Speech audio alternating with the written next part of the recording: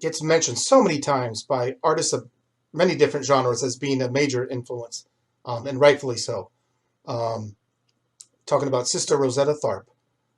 She was primarily a gospel shouter and guitar player, but I tell you, her celebration of the joy of life that comes through in all of her music is just so moving, and was certainly an inspiration, a heavy influence on a lot of young R&Bers and future rock and rollers alike. So here she is with Up Above My Head, Sister Rosetta Tharpe.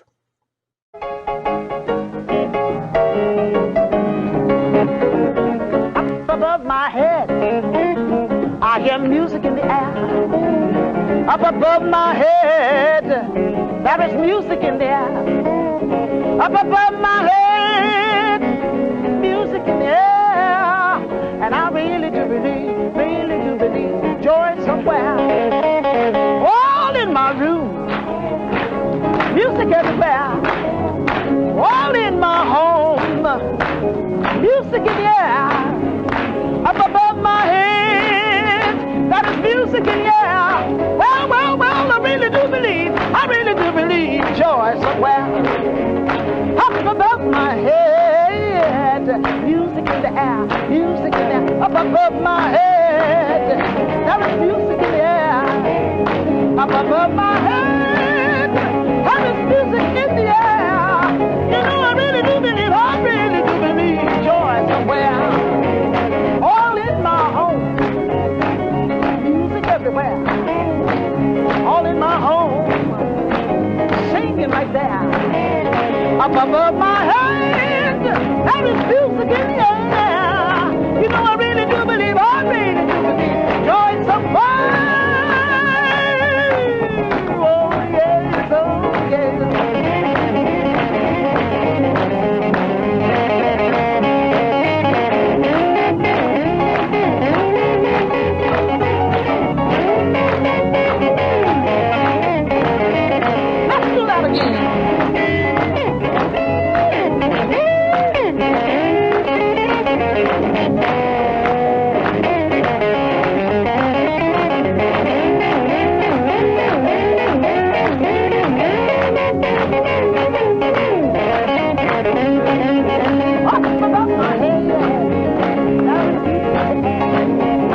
Above my head, music in the air.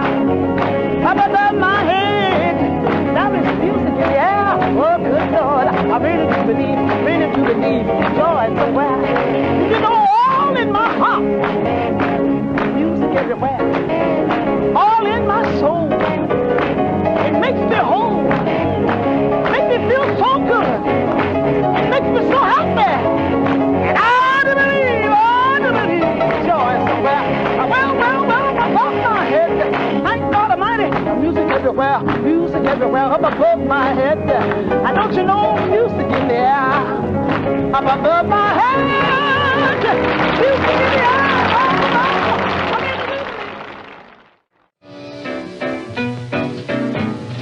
My lean baby's tall and thin, 5'7" of bones and skins. But when he tells me maybe he loves me, I feel as whirly as a girlie can be. He's so skinny, he's so drawn. When he stands sideways, you think he's gone. But when he calls me baby, I feel fine to think he's frantically, romantically mine. He's slender, but he's tender, makes my heart surrender. And every night when I hold him tight, the feeling is nice, my arms can go around twice. My lean baby, he's so slim, a broomstick so wide compared to him. But when he starts to kiss me, then I know I love him so I'll never ever let him go. I chased him and I caught him, a diamond ring I bought him. Now the diamond shines, the ring is fine, but here's the twist, he wears it round his wrist. My lean baby, strange to see, but all this nothing belongs to me. And when he starts to kiss me, then I know I love him so I'll never ever let him go. Yes, I love him, and I'll never let him go. Oh yeah, man! Singing about her lean baby, the great Dinah Washington. And Dinah was I guess you could say she was primarily a jazz vocalist, but she recorded some great rhythm and blues, some really dirty R&B and blues, some straight pop. But for me, I can hear her vocal phrasing in a lot of the early rhythm and blues singers, especially a lot of the male singers. Like Amos Milburn comes to mind. I don't know if anybody else hears that, but I do. All right. And then before that, of course, with so much joy and rhythm in her soul, man, oh man, Sister Rosetta Tharpe. Okay, now this next artist is a young woman who worked as an MC at the Apollo Theater, and later became a songwriter. And it was in songwriting that she was had most of her influence on music. She ended up working with guys like Sam Cooke and Ray Charles, Bobby Blue Bland, Jimmy Reed, Etta James, Jackie Wilson. An impressive list of artists. Yet her name is not really known. So listen here, listen well. Ladies and gentlemen, here is Pearl Woods. He's so lazy, lazy, lazy. He makes me crazy, crazy, crazy. Gosh, he's lazy, lazy, lazy. But he satisfies my soul. I can't eat, I can't sleep. Though he promised he'd be sweet. I can't drink, I can't think. I know I'll never, never get a mate. 'Cause he's too lazy, lazy, lazy. He makes me crazy, crazy, crazy. Gosh, he's lazy, lazy, lazy. But he's my sweetie pie.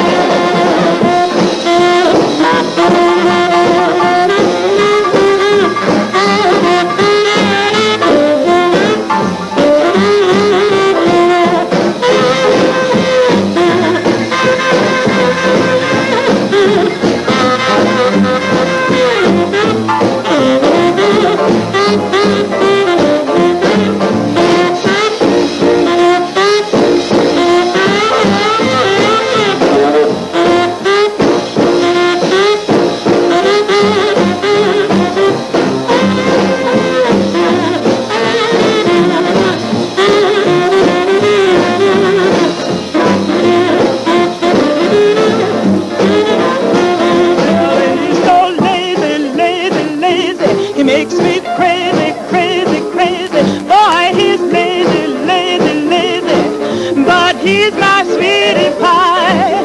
Well, I sigh, sometimes cry, when he tells me he'll save his dime. 'Cause I know, even so, he'll never, never have a thing but time. 'Cause he's too lazy, lazy, lazy. He makes me crazy, crazy, crazy. Boy, he's lazy, lazy, lazy. But I love him to my heart. But I love him to my heart. Yes, I love him to my heart. Yes, I love him to my heart.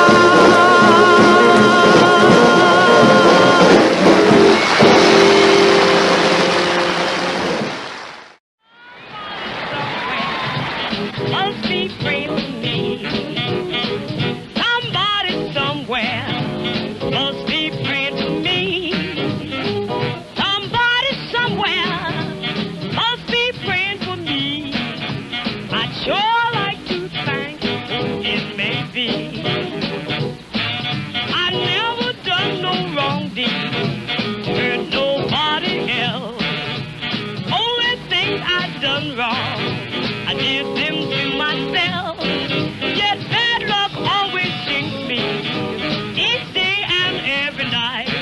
But something strange has happened, and now I see the light. I tell you, somebody somewhere must be praying for me. Somebody somewhere must be praying for me.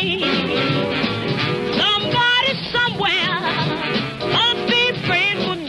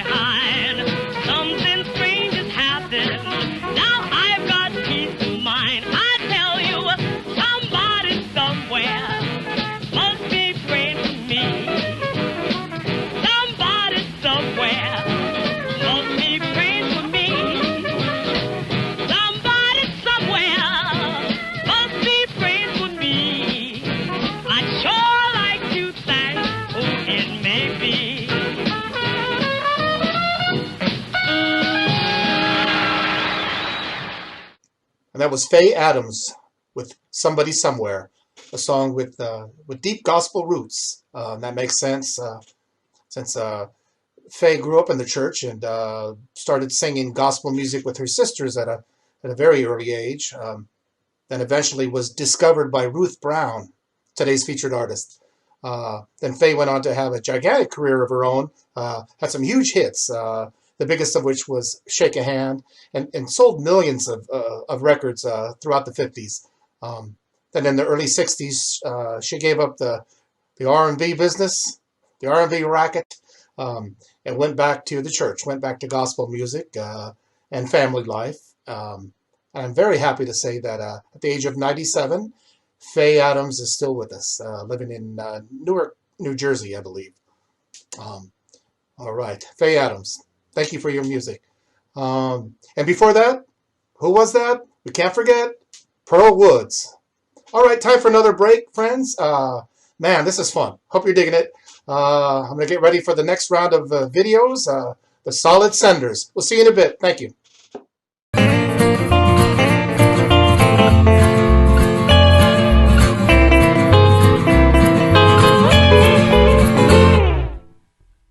Okay, so ladies and gentlemen, without further ado, I would like to welcome the fabulous Shanda of Shanda and the Howlers. Hi. Hey, Shanda. Hi, how are you? Thank you. First off, where are you coming to us from, Shanda? Fabulous Las Vegas, Nevada.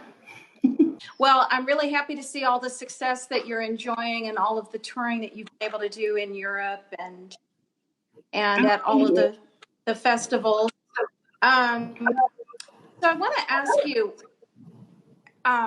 what draws you to R&B? Why do you R&B songs? I know you do a lot of blues and you do things with a stronger blues filter over it, but why do you think R&B still, moves you to perform it? It has to be the emotion involved. R&B is very emotional music. It's very soulful, and it gets my heart going. It's my outlet. It's my drug. I need it to survive in a way. So I feel emotions intensely, and the stage allows me to share those emotions with people and also let people know if they feel the same way, they're not alone. Like, we all get angry, we all get sad, we all go through heartbreak. And the thing I love about the content of our music is it's kind of a punch in the face to anybody that's ever broken your heart. And you get to do it without actually committing crimes. So it's a lot of fun, and it really soothes my soul. It is. And there you can find an R&B song for just about any stage in a relationship. I really like the song "Scurry Like a Rat." It's our fight song, and I feel like every band needs a good fight song. And it's from the Rhythm Riot in the UK that we played 2019.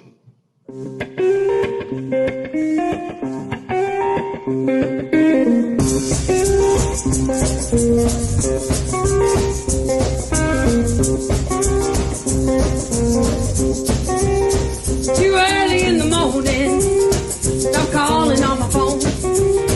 You catch me while I'm sleeping, now leave it all alone.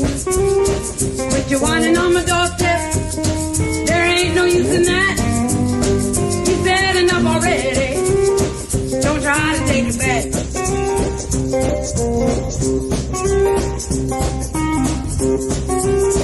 Them words will make a fighting, so what you gonna do?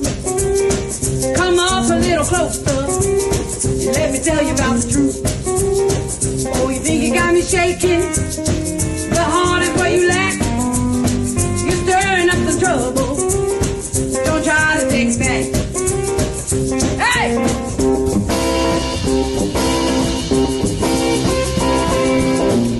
I would say my biggest influences are Laverne Baker and Ruth Brown. I really loved the old R&B. I discovered old music. My dad had a oldies tape collection that I would take to my room and hide away on Sundays and just listen to the Platters and the Shirelles and all that doo-wop, and that just led me to the R&B and the ladies of R&B. Well, Laverne Baker, I'm actually really shocked there isn't a movie about her. Her story is incredible. She was actually, for lack of a better word, stranded in Vietnam after a USO show. Her husband in America had her declared dead and kept all the legal rights to her music and royalties. He would hang up on her when she would call collect. And so instead of giving up, she opened a nightclub. I believe it was in Singapore. I could be wrong. Could be another major city. And she ran that nightclub until I believe it was the 1980s when someone here did their research and went and found her, and they brought her back here shortly before she died. I've been going to Viva, I believe my first year was 2004. And I was blown away then, and it's only gotten bigger and bigger. And I've always wanted to sing for as long as I could remember. And getting picked to play Viva, I literally started screaming and jumping up and down. So the first video we ever released was I Don't Need Your Love. And we did it with a very minimal budget. And our friend Vivian was the lead lady. And it was actually filmed at the El Cortez in downtown Las Vegas. And the concept was thought up by Luke. And it was my first video, and it was a lot of fun. Thanks for having me. It was great to be here, and I hope to see you at our performance at VLV 23.1.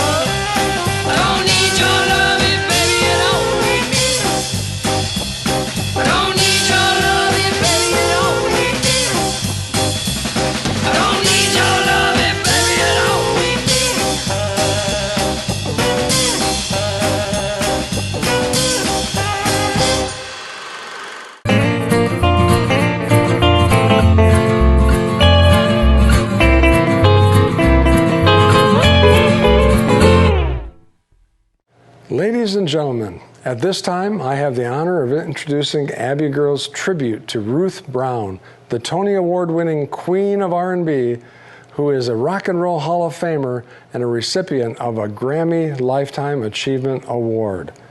Take it away, Abby. Ruth Brown, the woman who some refer to as the Queen of Rhythm and Blues, was born in 1928 in Portsmouth, Virginia. She was the eldest of 7 children in a devout Christian family. Her father was the choir director, and her grandmother made sure she and her sisters paid their dues by sitting long hours during revival month on the moaner's bench, listening to stern deacons preaching or shouting at them, behooving them to catch the Spirit and accept the Lord. Ruth and her sisters had reached their wits' end and hatched their scheme to jump up and shout with planned choreography. They thought they had the church fooled, but Grandma gave them a very stern look. They were busted. There was a fine line between the feel of gospel versus rhythm and blues. There was a song called I Can See Everyone's Mother But Not Mine. And there was an R&B tune called I Can See Everybody's Baby But I Can't See Mine. Ruth's mother warned her girls, if it moves your hip instead of your heart, you better watch out. Young Ruth showed more interest in singing USO shows and nightclubs than in the church choir.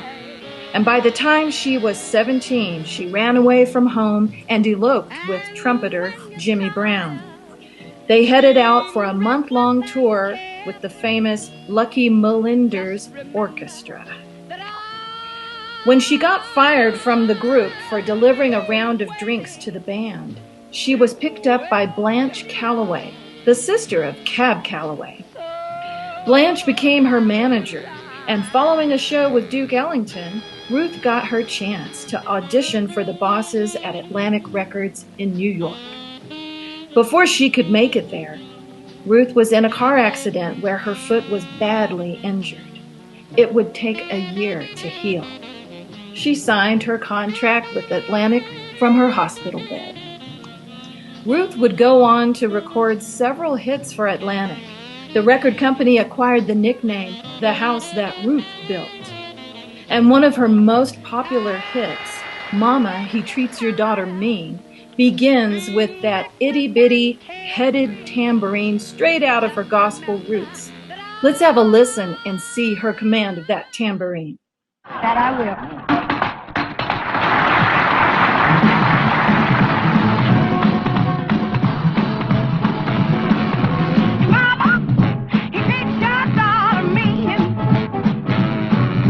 Mama,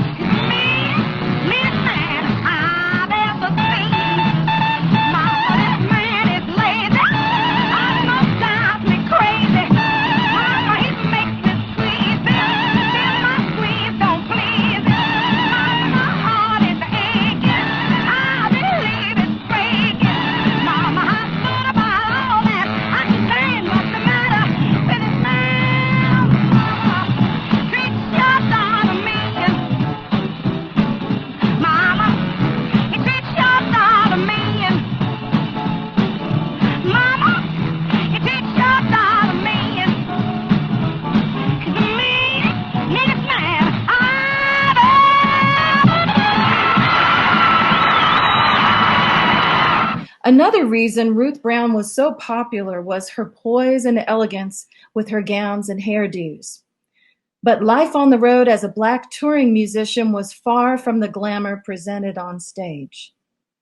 Ruth and her band were taking a risk when they ventured into the South on tours because of the obvious reasons of systemic racism that was carried out on Black folks. There were numerous incidents of targeted harassment from the police. She had her car set afire. The band would be hauled into night court for a phony speeding violation, and they would be driven out into the backwoods to a judge's house and would be told they owe a fine of a few $100s to be paid immediately before they could leave town. In one famous incident, the cops stopped their caravan of cars and demanded they all play their instruments on the side of the road to prove they were legitimate musicians. Ruth describes the scene in this 1995 interview. I've had an experience, and when my book comes out, it will speak of an occasion on which we were going to Gulfport, Mississippi. Charles Brown, Paul Huckabuck Williams, and myself, and the police stopped us and said that we were doing like 30 miles an hour in a 25-mile zone, something like that, and made us all get out of our cars. And of course these were nice cars, a couple of Chryslers if things remind me right.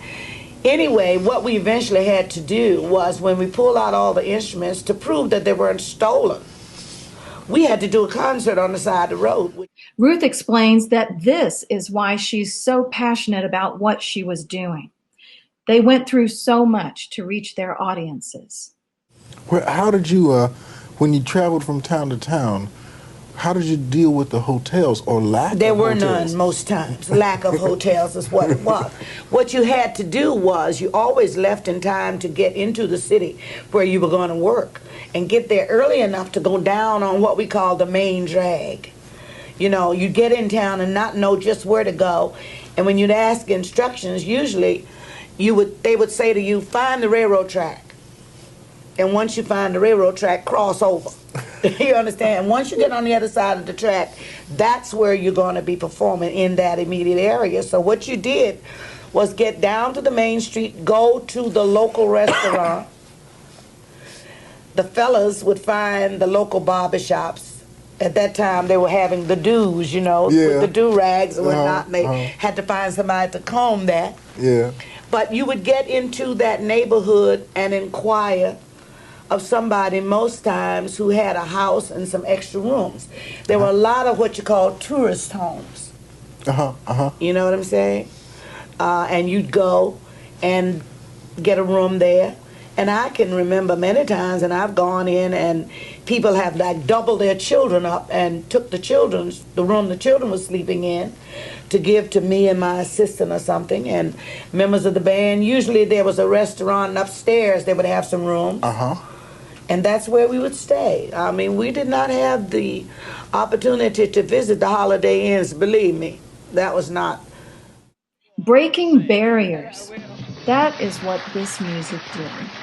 Yes, there was a segregated dance floor, and when the music generated so much joy, often the rope would fall and dancers would drift to the opposite side until someone noticed, stopped the music, and propped the rope back up that divided the two sides. Independent record companies like Savoy, King, Imperial, Specialty, Chess, and Atlantic marketed to Black audiences, but thanks to the far reach of radio and the DJs who played the R&B hits, white audiences soon became hooked. This led to all the white artists who were eager to emulate the sound that made young people want to cut loose, dance, and make romance. When Janice Martin heard Ruth Brown for the first time, she went straight to her band and asked, "Why can't we do this?" R&B led to rock and roll, rockabilly, and so much more. Like Ruth said, R&B music breaks all barriers. It has affected all cultures and so much music that followed. She said this music made you want to hold somebody really close to you. It spoke of love, and love is continuous. That's why it's lasting. The up-tempo tunes were for dancing, and the slow drag tunes were called coffee grinding music. If the band started off with a rushed tempo, Ruth would say, "Where are you going? We are not in a hurry. Take your time." But Tell me about some of those slower tempos. What else was going on while they oh, wanted we called it, if you will those slower excuse the tempos? expression, coffee grinding music. Okay. I knew that's what you wanted me to say, because that's what it was. You know, we called it coffee grinding music, and I'm very proud to say that I sang some of that and saw a lot of that going on. We said coffee grinding because it was such a personal kind of an attitude that it wanted and required and made you want to hold somebody really close to you.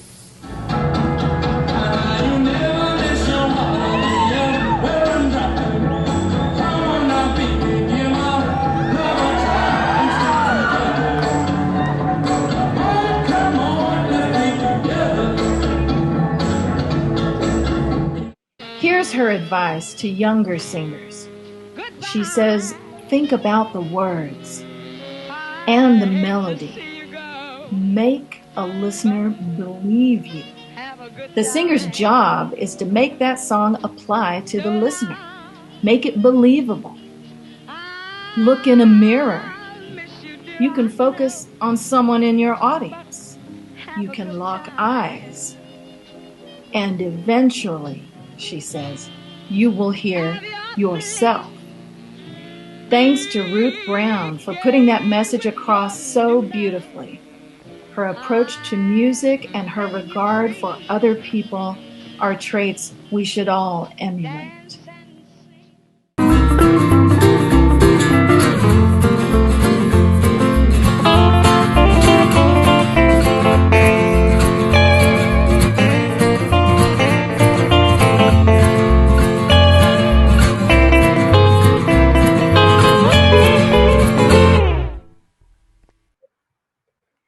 Hey, folks. Facebook, has its own set of challenges that we try to overcome each episode. We thank you for sticking with us while we work with rebooting the show whenever it fails.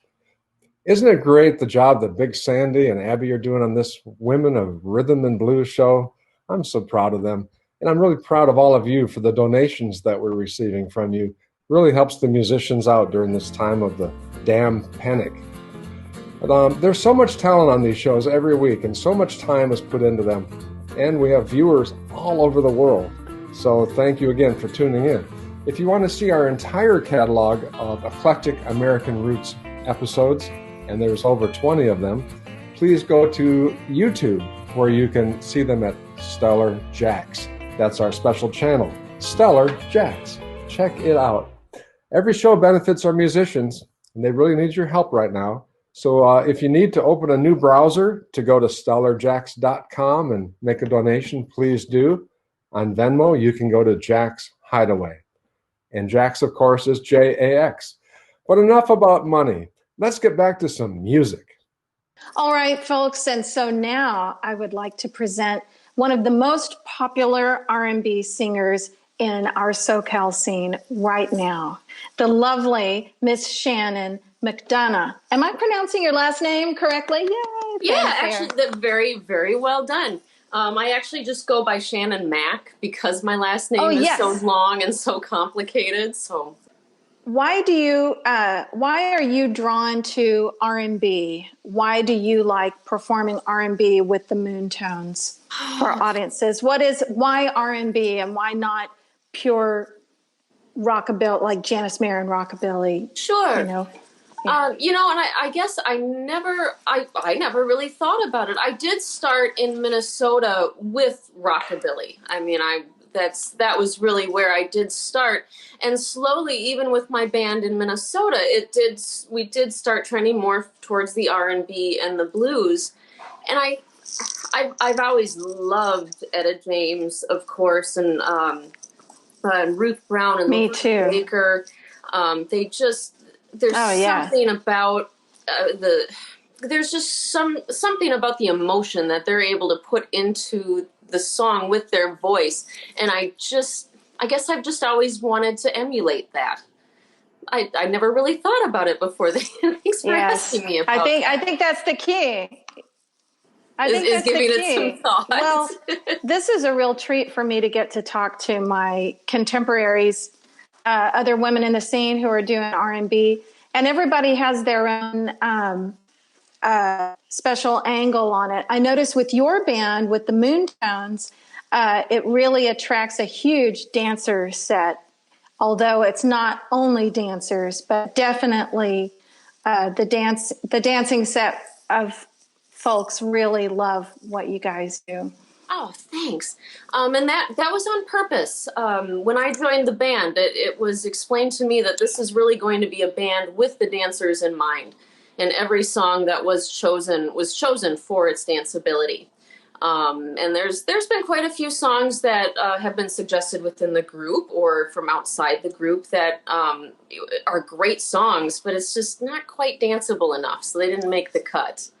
But we do try to keep those dancers happy. We love them. Yeah, it's definitely a high energy band. Gotta keep it up. Jazz hands. Yeah. And before I became a singer, I wanted to be an actress. I grew up watching Lucille Ball, especially, and just loved that comedian. Yeah, I just always wanted to make people laugh. That was always something I really enjoyed doing. So that's part of why fronting a band, I can try to make people laugh. Sometimes it's just crickets out there, but I try.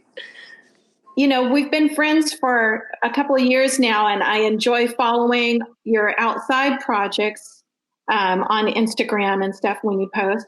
So I've seen that you are often an extra in television shows and movies and commercials and things like that. So are you an actress now? Are you active, or what is? Correct. I started as an actress. Well, I guess I started as a dancer before all things. I started as a dancer when I was really young, maybe 4 or 5 years old. I got into ballet. And I did that for about 16 years. And then through dance, I got into musicals where I learned, okay, I kind of can sing a little bit, but I really fell in love with acting. So acting was what I focused on for many, many years. But coming from Minnesota, obviously, there's not a lot of opportunities in Minnesota. So as I was getting older and hitting my mid-20s and thinking, oh, I'm getting so old, I'm never going to make my Hollywood dream. I kind of convinced myself I was never going to get out of Minnesota, and I got a whole bunch of tattoos. Yeah. And then maybe 2 years after I got my sleeve, I ended up in LA. So unfortunately, I have a few too many tattoos now to really do acting on a serious level, unfortunately. But I did get a chance to, I registered with Central Casting, and I did get to do a lot of background work. I spent a good portion of last year doing that full time, and it really was fun. And it was a learning experience. I mean, to really learn, going from these independent film sets in Minnesota, where we just kind of think this is how it's done, to being like, oh, this is how Hollywood actually does it. So it was a great learning experience. My biggest role to date is probably prostitute number 1 on the Mayans. I've seen one.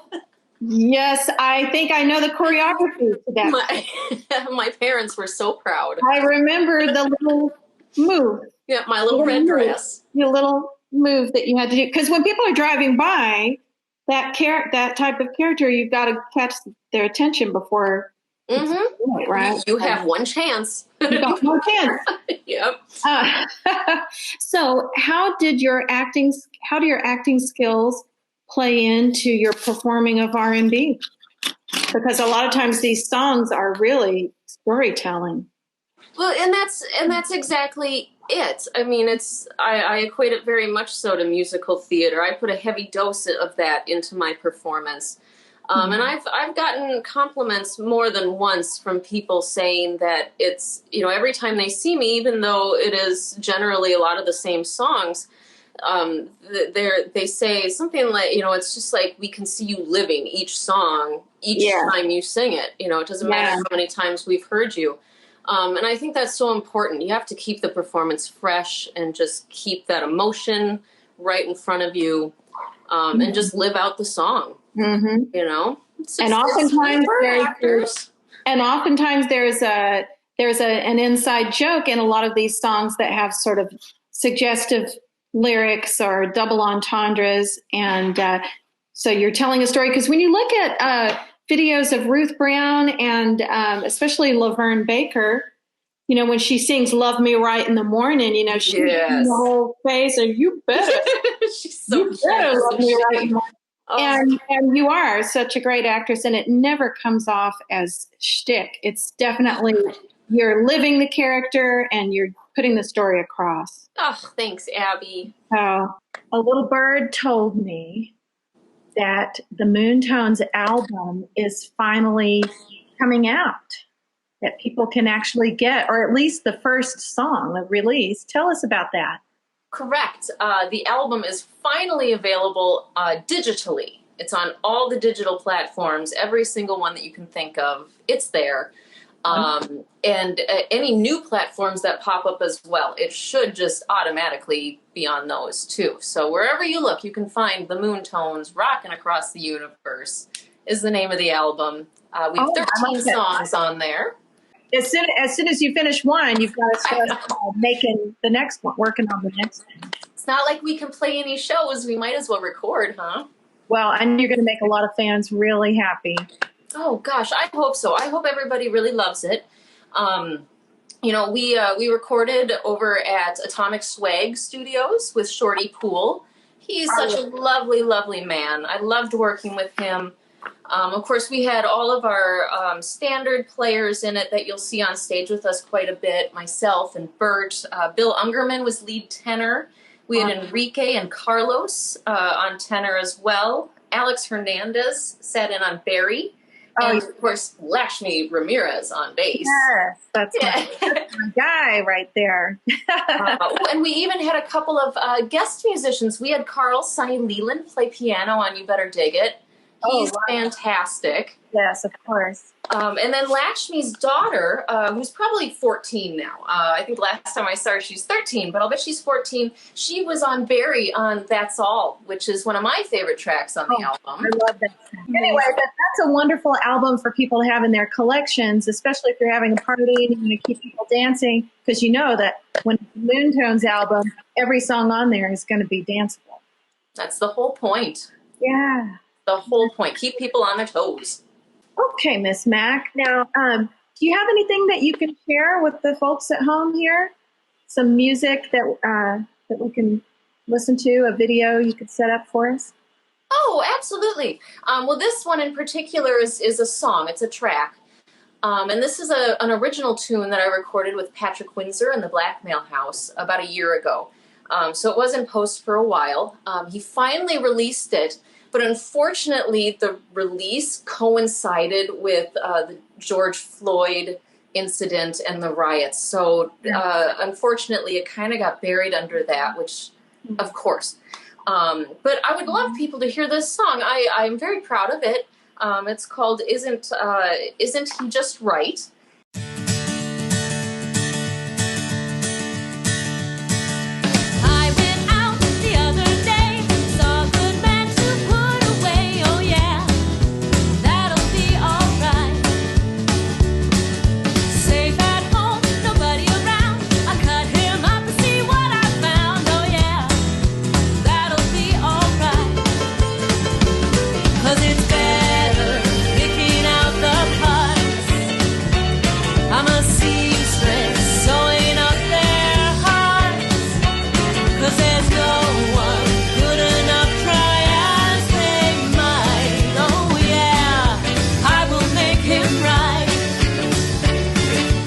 Samuel Wyatt was on piano. He's in Chicago.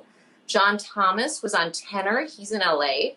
And then Patrick Windsor himself, he did the electric guitar, acoustic guitar, alto sax, and he did the harmonies with me. He also wrote the song. But I believe he sent it out to be mixed and mastered. But it was so fun to be on this project where all these people from all over were working on this one song. And I love how it came out. And we're working on another one.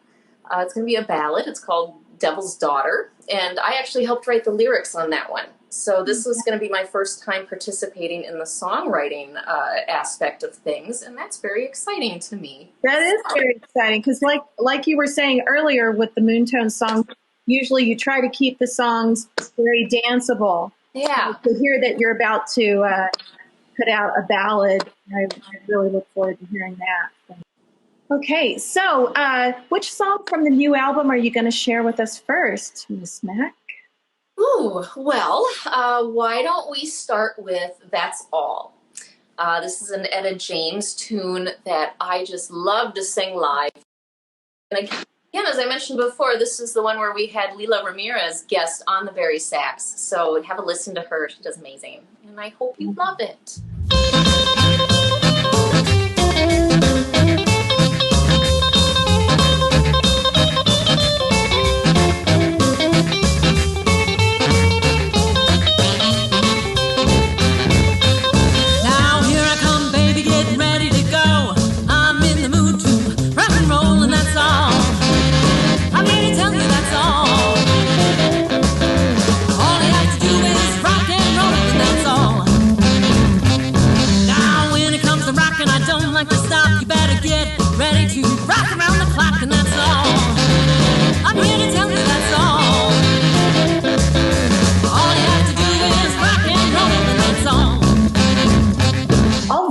So how about some more?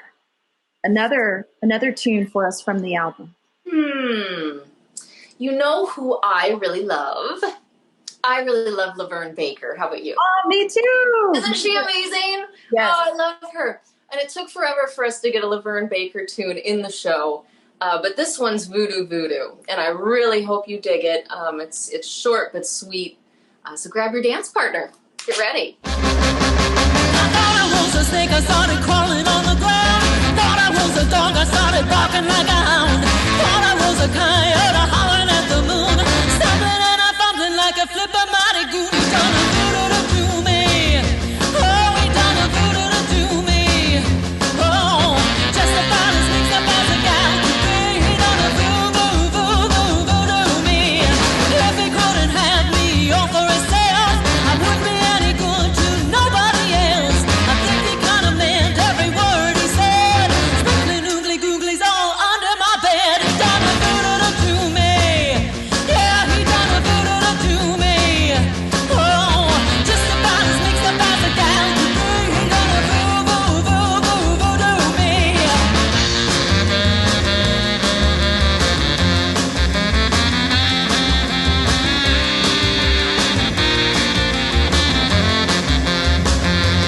Let's look back to a happy memory, shall we? I think that's what a lot of people have been doing to get by these days, is they're looking back with gratitude at the great moments they were able to have before the shutdown. Now, you guys got to perform at Viva Las Vegas. What was that experience like for you? Oh, it was amazing. We actually got to do 2 years in a row. The first year we did the pre-parties, and then the last year we actually played the festival. We were downstairs. From what I was told, I was busy, of course, but from what I was told, we were at capacity in the room, and there was a line around the bar of people just waiting to get in to see us, which is, of course, every musician's dream. It's awesome. I seem to recall you did a couple of videos at least with Bopflix. Do you have one that you can share with, one of those you could share with us? Oh, heck yes, I do. We just had one come out, and it's us doing a fan favorite, Fools Fall in Love, by the Drifters. It is a cover. And this was an adventure shooting this film, because it was going to be at 8 a.m. on Sunday of Viva Las Vegas, so it's the very last day, very early in the morning. Thank you, Chris McGee, for this beautiful Botflix film, and I hope everyone enjoys it. All right. Well, thanks so much. And hang in there, sweetheart. We will all hang in there and keep oiling our machinery and sharpening our sword and get ready to get back out there and do what we do with the people who support R&B. Yes. Roots I love R&B. you, Abby. Thanks for having me.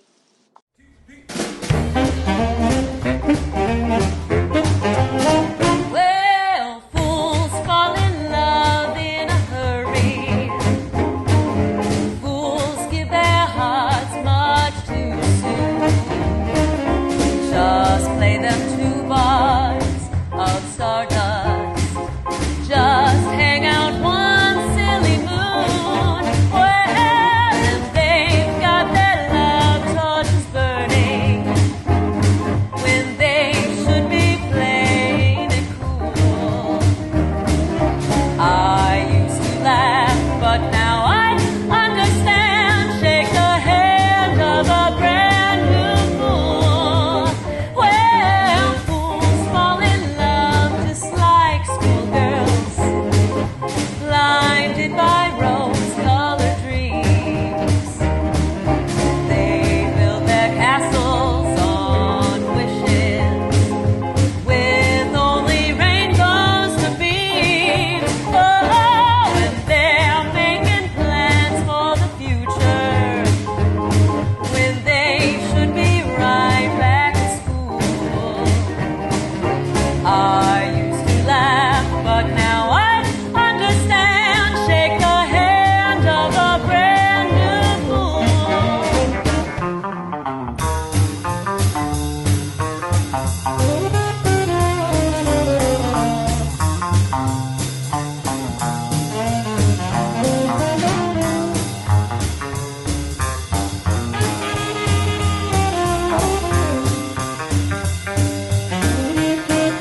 Well, and they're making plans for the future, when they should be right back at school.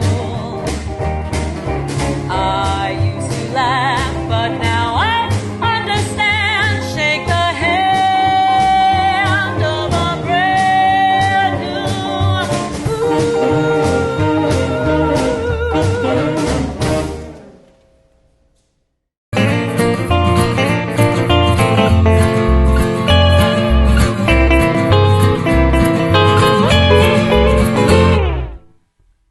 Yeah, now Big Sandy back with another round of video delights. This time we are going to dip into the solid senders, starting with one of the biggest R&B hit makers of the 50s, Laverne Baker.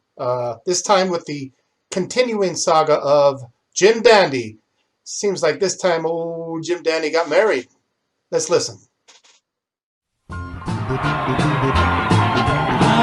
big wild ovation for Laverne Baker. Jim Dandy done fell in love. Jim Dandy done fell in love. Jim Dandy done fell in love. Love Jim Dandy, love Jim Dandy. Jim Dandy rescued me. Fell in love with her the very same day. Got engaged that afternoon. Left that night on his honeymoon. Jim Dandy got married. Love Jim Dandy, love Jim Dandy. Jim Dandy gave me a kiss. Fought a line with his 2 bare fists. Swam the ocean in a suit of steel. With a sign saying my love is real. Jim Dandy got married. Love Jim Dandy, love Jim Dandy. Jim Dandy got married. Jim Dandy got married. Jim Dandy got married. Love Jim Dandy, love Jim Dandy.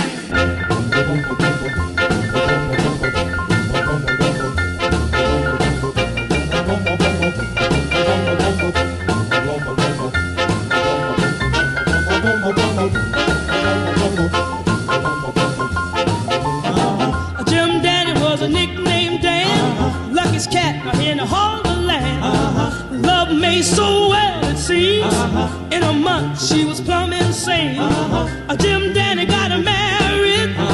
Love Jim Dandy, love Jim Dandy. Jim Dandy was summoned to court. Mabel suing for non-support.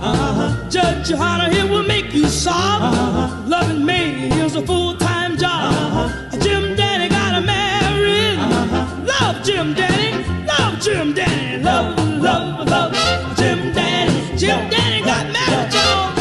He's real gone this time. Y'all hear? Suffer Jim Danny. He's gone, y'all. I know he won't be back now.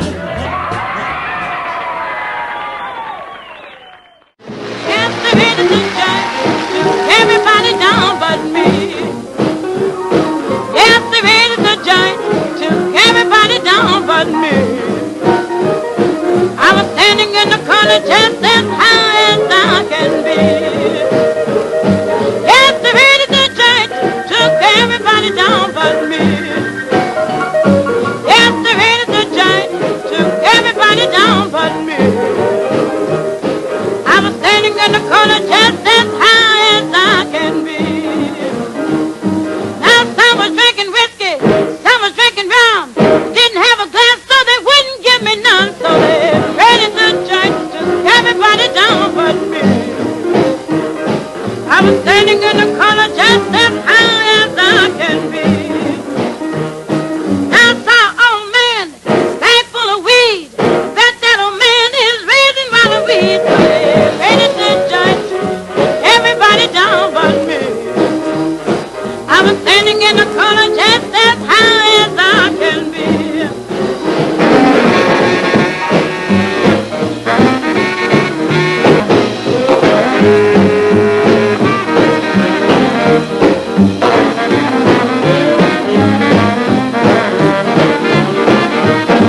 Now some was playing blackjack, some was playing skins. I had plenty money but they wouldn't deal me in. So they ready to judge everybody down but me. I was standing in the corner just as high as I can be. Now some was doing the boogie, some was doing the bop, trying to find a partner to do the Texas hop. So they ready to judge took everybody down but me. I was standing in the corner just as high as I can be.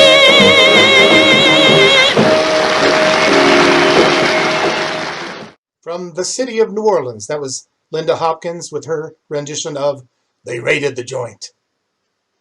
Now that earlier version was 1946. This one, 1956. A full 10 years later, and they were still raiding the joint. Now Linda went on to even greater success as an actress, winning her first Tony Award on Broadway in the early 70s. So good job, Linda. All right. Now, by the mid-50s, rhythm and blues had started to weave its way into popular culture through movies and TV shows. This next act was featured regularly on bandleader Johnny Otis's TV program. They were part of the Johnny Otis Show. Let's take a look now and listen to Marie Adams and the 3 Tons of Joy. Thank you, Eddie Beale on the piano, Freddie Harmon on the tenor sax, and Don Johnson on the trumpet, a groovy little boogie. Right now it's Marie Adams and the 3 Tons of Joy with the old favorite, Goody Goody. Hey, you met someone to set you back on your heels. You met someone and now you know how it feels. You gave her your heart too, just as I gave mine to you. You broke it in little pieces. Now how do you do? Hey, you lie awake and sing the blues all night. And you think that love's a barrel of dynamite. Hooray and hallelujah, you had it coming to you. Goody goody for her, goody goody for her, goody goody for me, goody for me. And I hope you're satisfied, you rascal you. Hey, hey.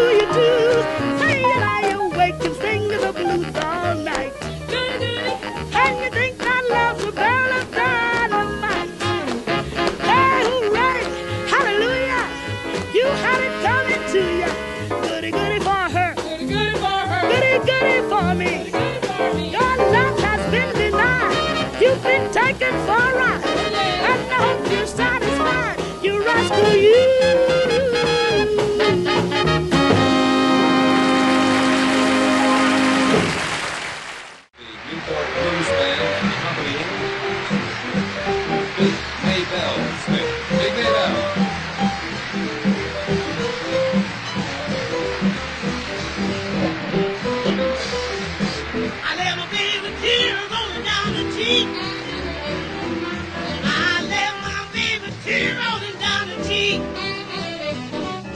Oh, well, tell me, baby, tell me when will we meet? Well, I love to hear my baby call my name. Well, I love to hear my baby call my name.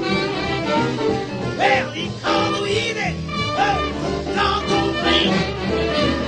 Hey, rock time, everybody, rock time, everybody, rock time, everybody, rock time, everybody, rock time, everybody, rock time, rock time, rock time, hey, rock, rock, rock. Oh, well, rock, hey, rock, yeah, yeah, yeah, rock, hey, rock, oh, well, all night long. Hey, let it roll, let it roll, all night long, let it roll, let it roll, all night long, let it roll, let it roll, all night long, let it roll, let it roll, all night long, let it roll, let it roll, all night long, let it roll. Hey, all night long. Hey, all night long.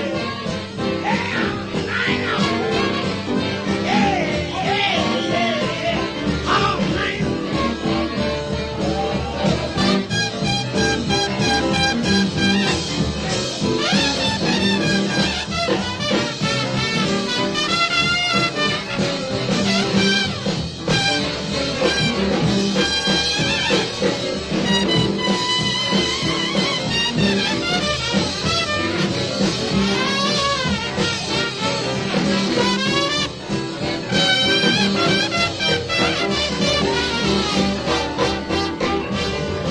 I ain't mad at you, pretty baby. I ain't mad at you now.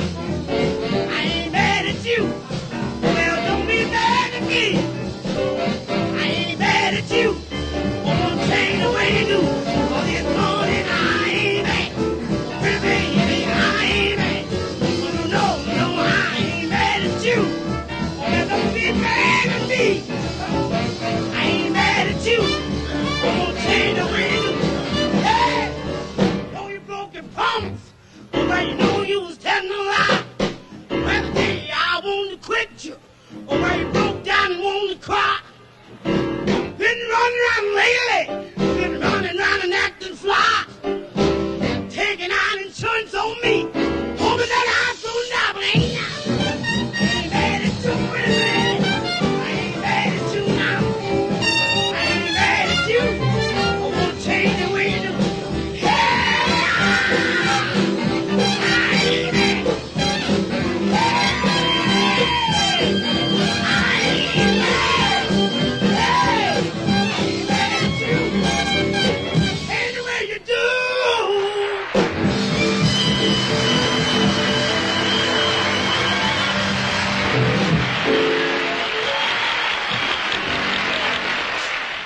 Oh man, I just love that clip. From the classic film Jazz on a Summer's Day, that was Big Maybelle in a spectacular performance, beautifully filmed.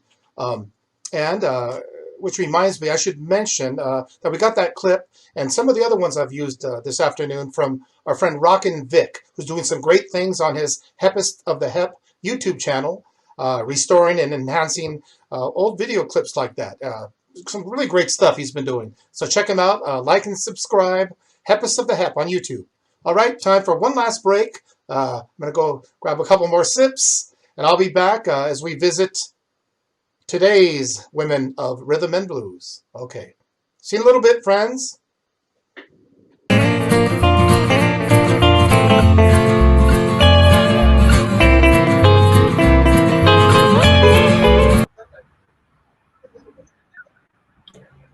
Hey folks, Christopher Burkhardt coming to you from a beautiful Sunday afternoon, watching the women of rhythm and blues. Hey, just a reminder, there's a very important election going on right now, and I want to point out that it doesn't take place on November 3rd. It ends on November 3rd. So please, it's happening right now. Take advantage. Get those votes in. Thank you. Quarantine while, we have some great live shows coming up at Campus Jax this year. We've got Alice Wallace, we've got Albert Lee, we've got Deke Dickerson, and later today or tomorrow, we're going to announce the Delta Bombers show coming right up in November at Campus Jax. Stay tuned for that. Go to our main website, stellarshows.net. I know we throw a lot of different .nets at you and .coms, but stellarshows.net has a complete listing of all the live shows which are streamed to the world that happen at Campus Jax in Newport Beach, where they have that beautiful canopy, great sound, and a discreet live feed to the world. Can't beat it. Every show benefits our musicians. They really need your help right now. So please open a new browser, go ahead and click over on stellarjax.com right now and get that money in. Thank you very much, and thanks for watching. So, folks, I have to tell you, the first time I ever went to Viva, the Viva Las Vegas Rockabilly Weekend in 2016, the first night I was there, I had checked into my room, went downstairs, went to Big Ed's CD booth. And everyone who goes to Viva knows who I'm talking about. He wears overalls. He has all the coolest music. So I was checking it out. And my friend Steve Gleb from OC, first local to me person that I ran into. And he saw me checking out all the sources of inspiration I was shopping for. And he said, hey, there's this band you've got to check out. And he said that they're one of his favorites and that it's right up my alley because he knew I was starting to get into R&B. And so without further ado, I'd like to introduce the front woman of the Star Jays, Angela Teeny. Hi, Abby. I didn't know that story. I didn't know that story till now. I just remembered it. And he was like, you will love her, Abby. And sure enough, I listened to that album that had come out then. And I'm like, who is this singer who sounds so authentic with her phrasing and her tone and everything? So I'm really honored to be talking with you here on this great show. Thank you. Ditto. I remember first time I heard about you was from Big Sandy. Oh. So those are high marks all on their own, because if Big Sandy's saying something nice, you trust it. He's a very generous star. I mean, he really goes out of his way to try to help people who are coming up and help people make connections in the scene. Does. So, yeah. So, where are you coming to us from? Are you in Seattle? I am in lovely, surprisingly sunny at the moment. I am actually sitting in front of a window, thus all the light, in Seattle, Washington. Yeah, it's sunny. Who knew? This morning it was totally gloomy. I had no idea this was going to happen, but the sun came out for you, Abby. Oh, hey. And you. Cool. I love your energy. Well, let's just get right to it. I mean, this show is all about R&B, and I wanted to find out how you got into R&B. I mean, you could obviously have gone in a lot of different directions because of you're a powerful singer, you got great stage presence, you're good at actress. It's, why R&B? Why 50s, 60s R&B? It's several things that kind of converge together at once. Like you said, I started with musical theater. And so I found in musical theater, when I was getting cast, I would always get the either jazz or blues standard songs. So clearly that's what people were saying. Hey, your voice is suited to this. But around the same time that I was doing musical theater, I kind of didn't know what I was doing. I just kind of showed up and learned as I went. And really, if anything, my teacher was the Patsy Cline box set. Oh, wow. Because it just on repeat wrote, and then on top of that, all the 40s girl singers that I could listen to. Fantastic. All of them. Which is, I think, where you mentioned phrasing, and I'm like, well, that's where I learned the importance of phrasing. Yes. Was absolutely from the 40s girl singers.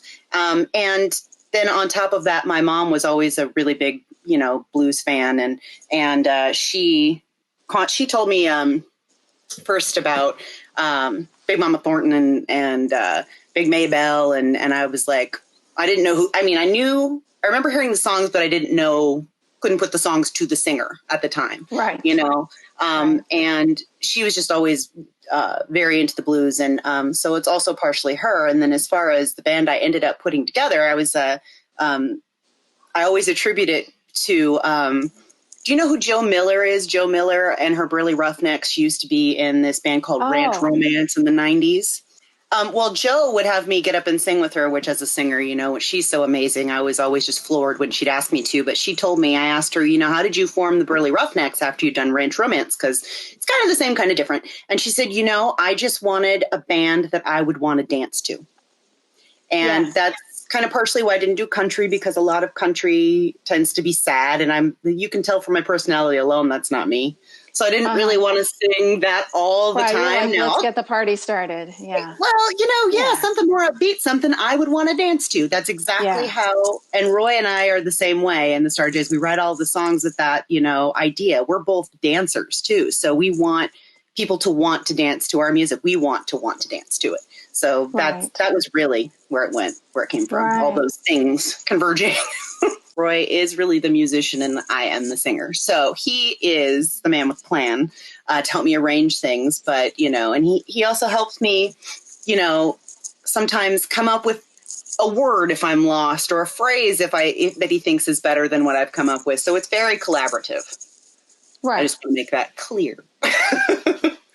How about giving the audience a taste of what you do with one of your songs that is just very emblematic of your sound? I think I would choose the first song that I wrote with Roy, with a specific idea in mind that was not a duet. And it's called The Right Girl. And that's was the first single, actually, off of our first record.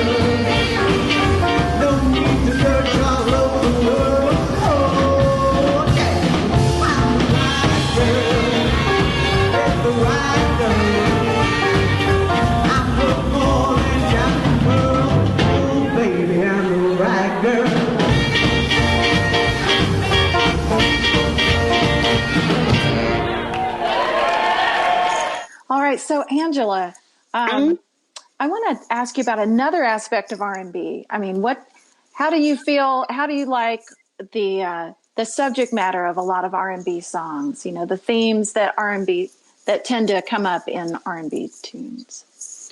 Well, a lot of them are party numbers, which anybody can identify with, which are great. You know what I mean? And those are always fun to write. But I have some issues with the way some things were written and some things that I just don't want to sing. For instance, there was a whole lot of my man beat me and he took my money and I took him back, and he's such a good man still. And in today's world, not so much. And I don't really want to be advocating for that. So I actually, and this is something that is really important to me that I have discussed with Roy. And of course, Roy's with me all the way. But I told him, I just felt like he needed to hear from me. It's very important to me that when I am writing songs for the Starjays, that they are songs that come from a woman's agency, that they are from a woman being strong, in the songs, having an opinion in the in the songs, because I don't want to sing something that I don't believe, because then you can tell. Yeah. You can tell if somebody doesn't believe what they're singing. So it's really important to me to write them where the woman has agency in the songs. Yeah. Awesome. Awesome. Well, you're the person to deliver that for sure. Thank you. For sure. I'm curious, how did the band get its name? Oh, this is funny. So initially, what had happened was I had a band called Angela Teeny and the Troublemakers. And really what that was just an assortment of friends who just, had a bunch of other bands or a bunch of other, priorities and things going on in their lives where they couldn't like commit to a band. So it was a rotating cast. And when I went to do this event that Leon Berman puts on in Seattle called Shake Shack Rockabilly Ball, it was the 19th year. The 20th was the last year. On the 19th year, he came up to me and I had just gotten off stage. I think I actually sang a song with Roy. He said, Angela, I want you to put together a band of your own and sing whatever you want to sing next year at Viva, the 20th anniversary. And I was like, whoa, okay. So I started talking with Roy about it, and we decided that we wanted to actually form a group, an actual solid group of core members that we were all friends, all had the same ideas, all wanted to go the same route. And in doing so, we were like, well, let's change the name, because it's not me as a front woman and then a bunch of people. It's an actual band. We're all going to have a say in the band. We're all going to write the songs. They're not going to be all covers. And so we all wanted to have the same say, in the band, the same percentage of say. So we were like, so we need to come up with just a band name. And I was like, what's evocative of that time that isn't already taken? And I wanted something that was, I was like, well, something to do with birds, because I absolutely love little songbirds, like my little bluebird right here. Hello. Up close and personal with Angela Teeny. I love my the tattoos. bluebird. The bluebird on your shoulder. The bluebird on my shoulder that is actually modeled after me, a chubby little girl singer. And so I wanted a girl, I wanted a bird name of some sort. And then I thought, well, maybe something atomic. So we just kind of stuck them together. And that was the name there were several hilarious concoctions we came up with, but Starjays we liked the best. Cool. Why don't you take a second to tell us about the new album that you have coming out? So we recorded the new album with the intention to release it at Viva, like a lot of people. And unfortunately, what happened, and there's nothing we can do about it. But it turned out to be a bit of a blessing, because we wanted to do more with what we had. And we were like, we could tweak this a little here, fix this a little there, add a little pizzazz there, and make it a little bit closer to what sound we're really going for. We have the time now. We have the luxury of time to do that. So that's what we've been doing. And it, most of it's been Roy, who's like a mad scientist in front of the computer, and then running things by me and asking my opinions, because unfortunately, because of the social distancing, it's not like I can just go over and sit down, and he has a little girl. So we're really careful about it. But so we're still just listening and like remixing and doing whatever as we go along, because we can release whenever we want. Now, I don't want to wait as long as Viva next year, because I'm far too excited about the new songs to wait that long. Like Roy could probably wait that long because he's a very patient person. I'm not the most patient person. I want Well, that passionate, that energy works for you. So thank you. Good. A woman of action. I want people to hear it. I would like more unity between the girl singers. That's what I would like, because there's room for all of us to succeed, and we all need to lift each other up. That's what I would like to see. Number one. I'm not saying it's not there, but it can always be improved. I would also like to see, and I get it, we all start somewhere, but I would really like to see more women writing their own songs. And a lot of the times you don't see that. And I want them to have the courage and feel that women want to hear women songwriters too. And so I would like to see more of that. Great. I know some people get really nervous when you ask them to name a favorite or best. So I'm giving you two. Someone you would like to get. Okay. I've narrowed it down to two, a boy and a girl. How's that? All right. Sounds great. So the girl is absolutely Janice Martin.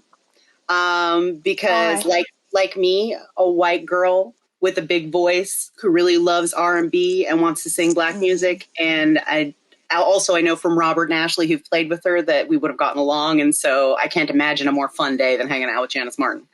And then she was inspired by Ruth Brown, right?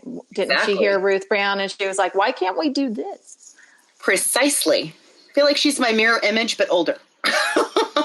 And then as far as a fella, Jackie Wilson. He's just my favorite. Hands down. Jackie Wilson. Okay. And I probably fawn all over him, but who cares? Oh, man. Yeah. Wonderful. Okay. Well, thank you so much for joining us. I really can't wait to talk to you off screen so we can dish and just go deeper about the music that we love so much. But we're going to be going next to a video of you performing at the Summer Jamboree in Senegalia, doing a very cool song. So would you like to set that up for us? And then we'll take it out from there. Sure. So for about 7 years, I really wanted to sing this song. And in my heart of hearts, I didn't even want to admit to myself, but I wanted to sing this song in Italian, in Italy, in front of an Italian crowd. And I got the chance to do it thanks to Angelo Di Liberto. I have to say his name out there. And I got to sing this song by Mina, who essentially I would say is like the Janice Martin of Italy as far as rock and roll goes. She's known as the Tigress. And she sang this song called Tintarella di Luna.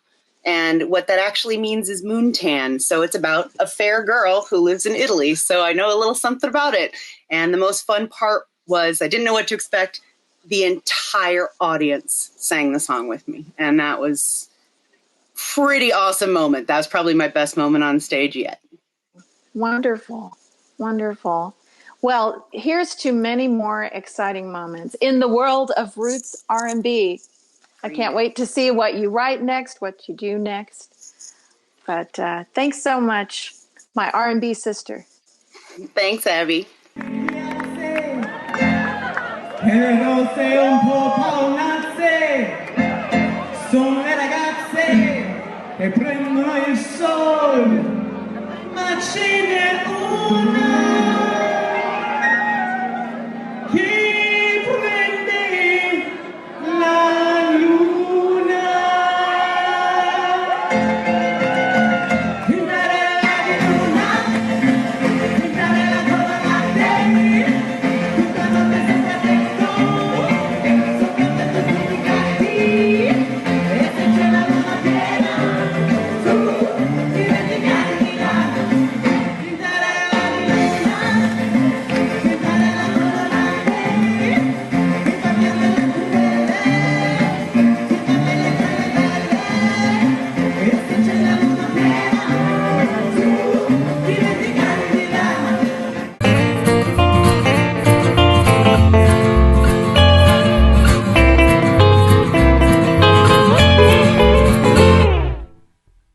And I'm back.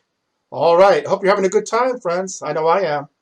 It's a cool thing, hanging out with all these glorious women of rhythm and blues. And now we are going to focus on some of the young artists who have been carrying the torch into this modern age, inspired by some of the sounds we've been listening to today.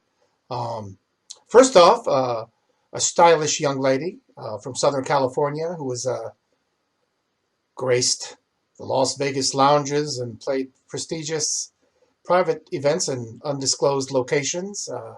Let's take a look and a listen to Miss Jennifer Keith. Take it away.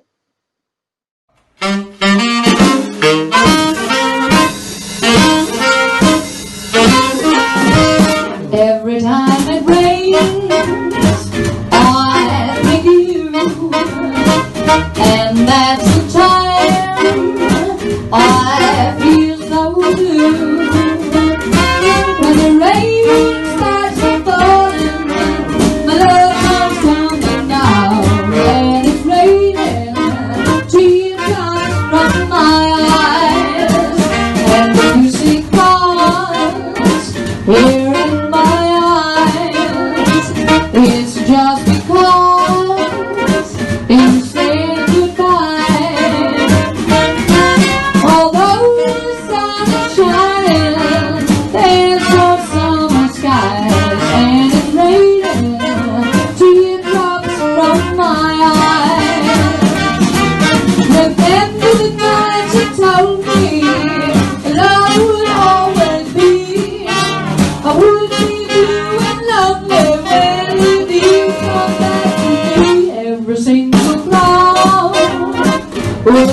disappear. I'd wear a smile if you were here. So baby, won't you hurry, 'cause I miss you so. And it's raining teardrops from my eyes.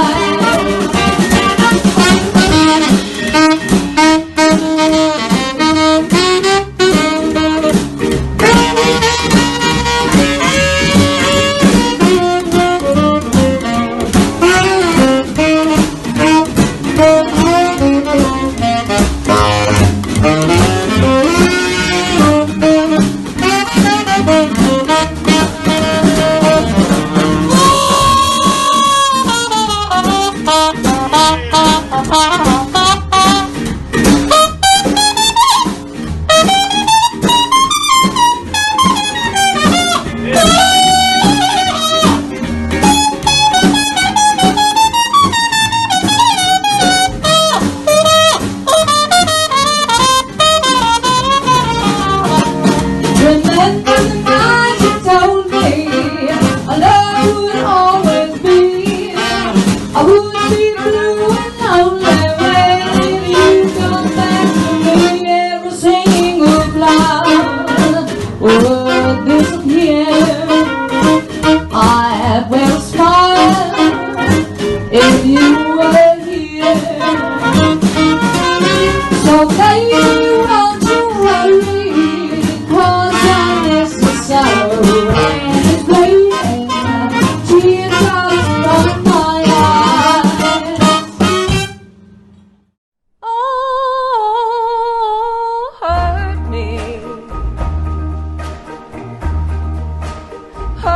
me,